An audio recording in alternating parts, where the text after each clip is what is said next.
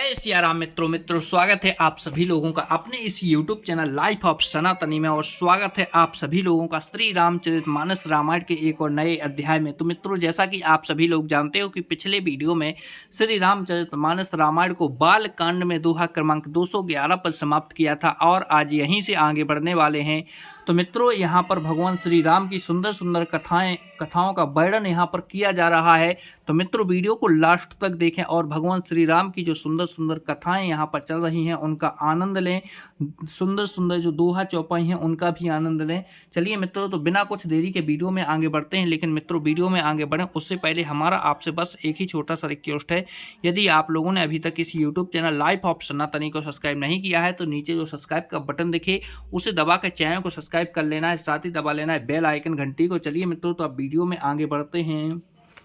जय सिया राम।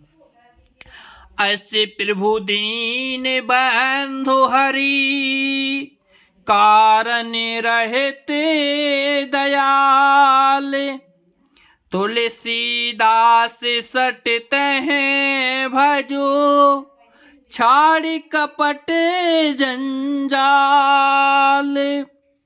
प्रभु श्री रामचंद्र जी ऐसे दीन बंधु और बिना ही कारण दया करने वाले हैं। तुलसीदास जी कहते हैं, हे सट मन तू कपट जंजाल, छोड़कर उन्हीं का भजन कर। चले राम लक्ष्मण मुनि संगा, गए जहां जग पावन गंगा। गाधि सुनो सब कथा सुनाई, जह पिकार सुर सर मही आई। श्री राम जी और लक्ष्मण जी मुनि के साथ चले। वे वहां गए जहां जगत को पवित्र करने वाली गंगा जी थी। महाराज गाधी के पुत्र विश्वामित्र जी ने वह सब कथा कह सुनाई, जिस प्रकार देव नदी गंगा जी पृथ्वी पर आई थी।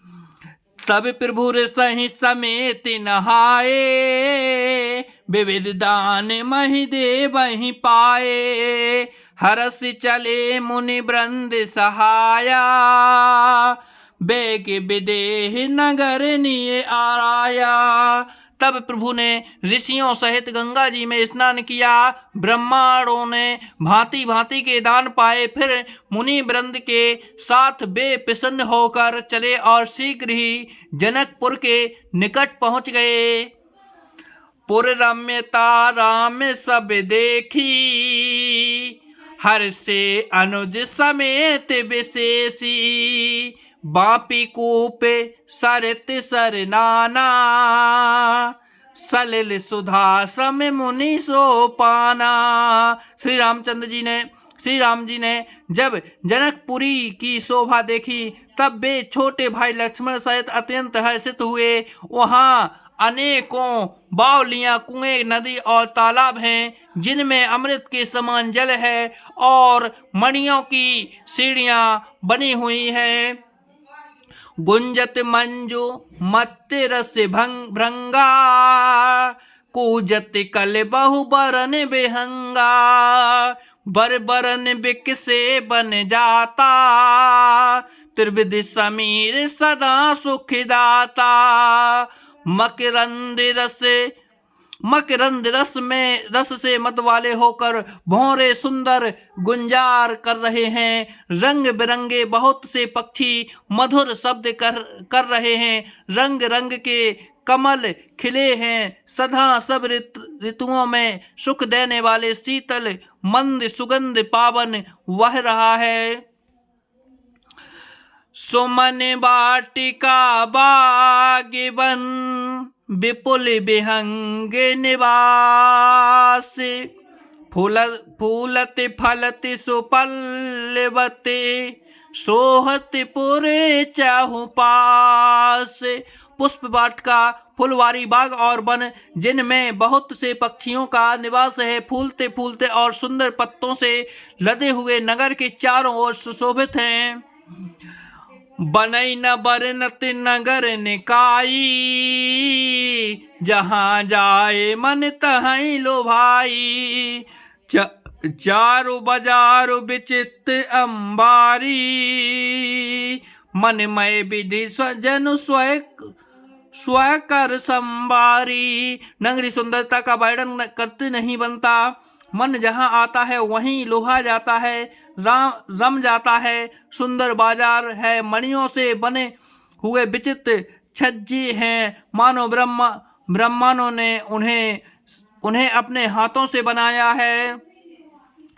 धन के बन के बर धन दे समाना, बैठे सकल वस्तु ले नाना। चौहट सुंदर लगी सुहाई, संतत रही सुगंध संचारी। कुबेर के समान श्रेष्ठ धनी व्यापारी सब प्रकार की अनेक वस्तुएं लेकर दुकानों में बैठे हैं। सुंदर चौराहे पर सुहावनी गलियां सदा सुगंध से सींची रहती हैं। मंगलमय मंदिर सबके रे, चित्रित जनुरति नाथ चितेरे। पुर नर नार सुभग सुचि संता, धर्मशील ज्ञानी गुणवंता। सबके घर मंगलमय हैं और उन पर चित्र करे हुए हैं, जिन्हें मानो कामदेव रूपी चित्रकार ने अंकित किया है। नगर के सभी स्त्री पुरुष सुंदर पवित्र साधु स्वभाव वाले धर्मात्मा ज्ञानी और गुणवान हैं। अति अनूप जह जनक निवासु, बिथ कहीं विबुध बिलोक बिलासु।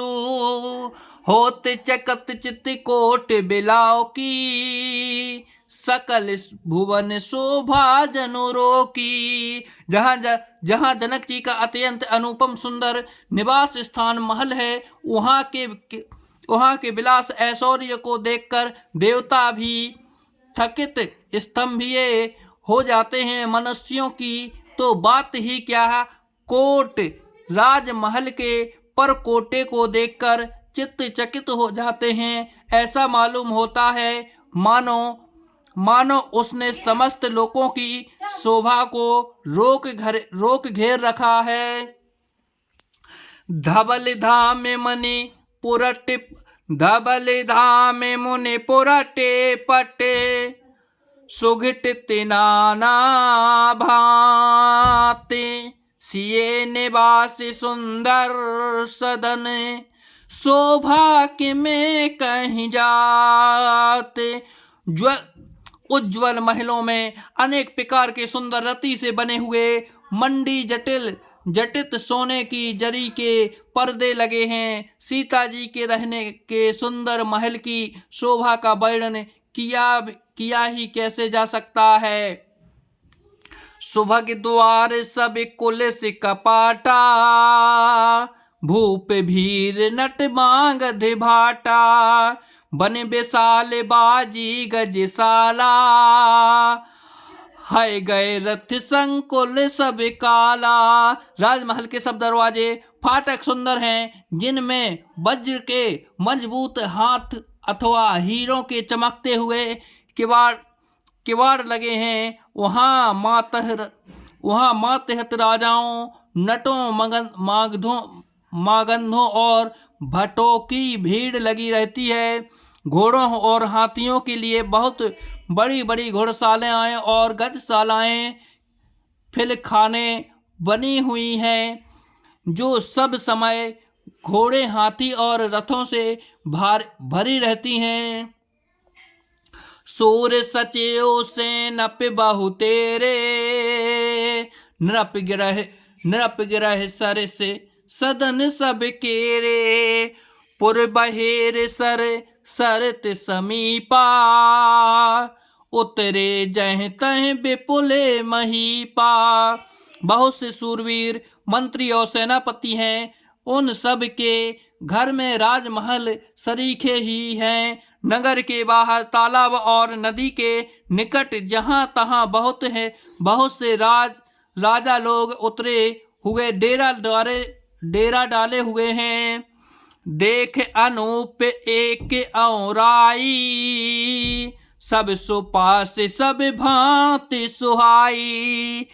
कौशिक कहु मोर मनुजा माना, यहाँ रहे रघुवीर सुहाना। आमों का एक अनुपम बाग देखकर जहाँ सब प्रकार के सुभीते थे और जो सब तरह से सुहावन था, विश्वामित्र जी ने कहा है, सुजान रघुवीर मेरा मन कहता है कि यहीं रहा जाए।